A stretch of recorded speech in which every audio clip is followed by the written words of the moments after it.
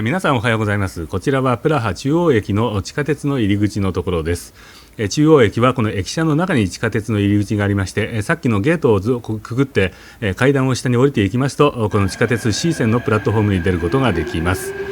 この C 線はプラハにある3本の地下鉄の中で一番古い路線で1974年に開業しています。でこの中央駅を挟む前後の区間はその中でも一番最初に開業した区間です。で本日はですね、ここからこの地下鉄に乗りまして、これは中央駅というふうに書いてありますけど、中央駅という名前の地下鉄の駅なんですよね。でこの地下鉄に乗りまして、ビシェフラッドというところの駅ですね、その駅の手前に地上40メーターのこの橋で谷を渡っていく、地下鉄が渡っていく区間がありますので、そこをちょっとご紹介していこうと思います。でこの車両なんですけどね、これチェコのプラハに、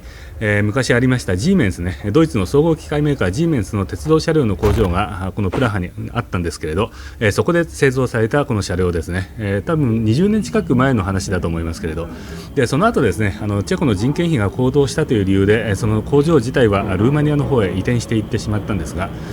その移転する前に作られたものですね。でね、これこのタイプと全く同じタイプの車両を1回ドイツの高速道路で見かけたことがありまして、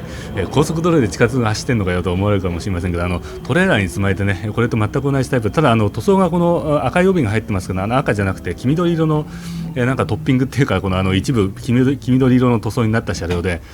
これ何なんだろうなと思って、後でその鉄道雑誌を見てみたらですね、なんと南米のマラカイボ、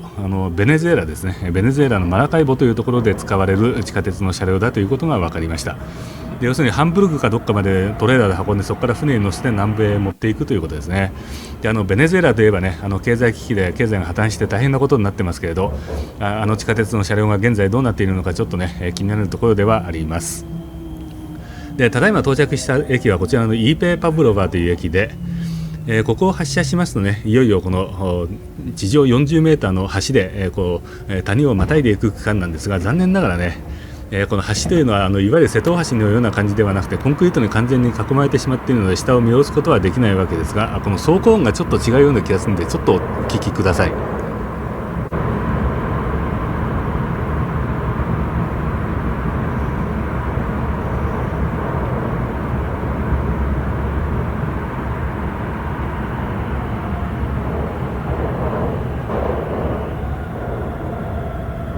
あんまり変わんないかな、ちょっと気のせいかもしれませんけど、なんかちょっとね、音が他の区間と違うような気がするんですよね。でこちらのビシェフラッドという駅に今到着しました。本日ここで下車しますけれど、この駅はね、プラハの地下鉄の中で何箇所かこのように自然の光の入ってくる駅があるんですけど、そのうちの一つですね、多分5箇所ぐらいだったかと思いますが、そのうちの貴重な一つの駅です。で今この乗ってきました地下鉄、早速出発していきますが、でこのチェコのですね、プラハの地下鉄、チェコはプラハ以外に地下鉄は走っていないんですけれど、このプラハの地下鉄というのは非常に信頼性の高い交通機関でですね、全くその遅れとかそういうのないですね。で1回だけどっかで車両故障かなんかで動かなくなったっていうのは記憶にあるような気がしますけど、私も16年ぐらいチェコに住んでるんで地下鉄頻繁に使ってるんですけれど、電車が遅れるとかそういうことはね、経験したことはないですね。でしかもね、これ運転間隔がものすごく短いんですよね。でこれどういう管理の方法をしてるのかちょっとよくわからないんですが、で今これ電車出発していきますよね。でこれ向こうのトンネルの中にですね、信号があるんですよ。でこの今画面のちょうど中央にぐらい小さい光が見えると思うんですけど、ちょっと小さくてご覧になりにくいと思うんですけれど、で今ね電車が通過したのはこれ4分0秒ぐらいでしたから、この動画のカウンターで結構ね短いで、日本の中央線の快速でも確かね2分10秒間隔かなんかだったと思うんですよね、その列車と列車の間隔が。でここはねものすごい短いで、ラッシュの時間だと1分間隔ぐらいで電車が来ることがあるんですよね。だからこれどういう閉塞の仕方してんだろうなと思ってね、ちょっと非常に興味があるところなんですけれど、これね、あともう間もなく多分ね、あそこの信号変わると思う。もう今つきましたよね。下にちょっと青い信号が1個追加されたじゃないですか。今33秒ぐらいでしたから、さっきの電車が行ってから33秒で、この閉塞が開通したっていうことなんですよね。だから日本と安全基準がもしかしたら違うのかもしれませんけれど、いずれにせよ非常な高頻度運転をね、することができるという、そういう地下鉄のシステムになっています。で、こちら今ビシェフラッドの駅ね、こう外へ出てきたところですが、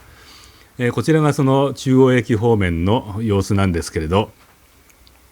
この駅の向こう側にね、こう橋がつながっているのがご覧になれるかと思います。これが地上42メーターだったかな、42メーターぐらいの地上の高さがあるんですけれど、ヌセル橋、ヌセルスキーモストというチェコ語で言いますけれど、その橋ですね。で上段は道路橋になっていまして、その下段、ね、が鉄道橋なんですけど、鉄道の方は残念ながらね、1974年に開業したということですので、共産主義の時代ですからね、そういうその眺望とかそういうことは考えなかったんでしょうが、下を完全にこうコンクリートで覆われてね、その中を地下鉄が走るというそういう形式になっているために、地下鉄に乗っているとね、その通常の地下区間を走っているのと全くこう変わらないような感じになってしまう。これ今ズームしてご覧に入れてますが、この下に出っ張っているこのコンクリートの箱ですね、この中を地下鉄の C 線が走っています。でそこからこうずっとつながってこの駅に入ってくるわけなんですけどね。でこれなかなかね眺めのいいところがですね、このビシェフラッドというこの駅ですけど、このビシェフラッドっていうのは昔の、古いお城の城跡が残っているところで、ブルタバ川にこう突き出した岩の上にあるお城でですね、そこへ行くと非常に綺麗な眺めが楽しめるんですけど、この駅の周りも結構ね眺めのいいところですね。でこれがさっきの、例の地下鉄の橋なんですけどね。でこう右を見ますと今ちょうどここに電車がこのホームに止まってますね。その赤い帯が見えるかと思いますが、今ちょうど出発していくところかな。そうですね、動き出した、動き出した、ドアが今閉まったところですね。今動き出しましたね。でこれの橋の向こう側を渡りますとカルロフと呼ばれる地域で、あそこに、聖母マリア商店教会という教会がありまして、その左側にもいろんな教会などがこう連なっている地域ですね。でその左の方へずっとこう見ていきますと、あそこの奥の方にねプラハ城が見えますね。プラハ城の教会、聖ビート大聖堂という名前の教会です。でこちらはここがなんか修道院があって、この教会が確かね聖母マリア商店教会と言ったと思うんですけど、なんていう修道院だったかな、ちょっと名前忘れちゃったんですけど、その修道院の他にもいろいろなんかこう教会がありますよね。でね、結構これ眺めのいいところですね。こう左の方へずっとこうカメラを向けていきますと、このプラハのね市街地をこう眺めるような感じになって、その先にプラハ城があるということですね。